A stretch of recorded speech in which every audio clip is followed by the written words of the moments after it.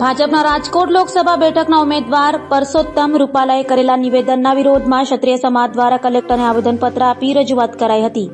ભાજપના કેન્દ્રીય મંત્રી અને હાલના રાજકોટ લોકસભા બેઠકના ઉમેદવાર પરસોત્તમ રૂપાલાએ ક્ષત્રિય સમાજને લઈ વિવાદિત નિવેદન કર્યું હતું, જેને લઈ ક્ષત્રિય અસ્મિતાને ભારોભાર ઠેસ પહોંચતા ક્ષત્રિય સમાજનો આક્રોશ ચોથા આસમાને પહોંચ્યો છે।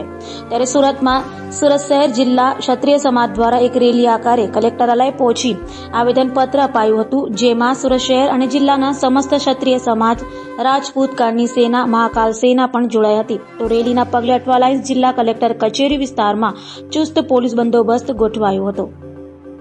શંભુસિંહ દરબાર કરણી સેના સુરત જિલ્લા અધ્યક્ષ। શંભુસિંહજી કઈ જગ્યા ઉપર આવેલા છે, શું માગ સાથે આવ્યા? અત્યારે અમે કલેક્ટર ઓફિસે આવેલા છીએ અને આમે છે ખાસ જે અમુક જે આપણે અગ્રણી છે એ જ આવેલા છે, કેમ કે આખા બધા ભાઈઓને હેરાન નથી કરવું, કેમ કે એ પણ ક્યારે અત્યારે અમે ખાલી કલેક્ટર સાહેબને આવેદનપત્ર દેવા આવ્યા છે કે આ પુરુષોત્તમભાઈ રૂપાલા છે એ ક્ષત્રિય સમાજને બારેમાં બહુ ખરાબ બોલ્યા છે, તો એમની ટિકિટ રદ થવી જોઈએ। અગર આ ટિકિટ રદ નહીં થાય તો આખા ઇન્ડિયામાં અમે જશે આંદોલન કરશું। કેવા પ્રકારનું આંદોલન હશે?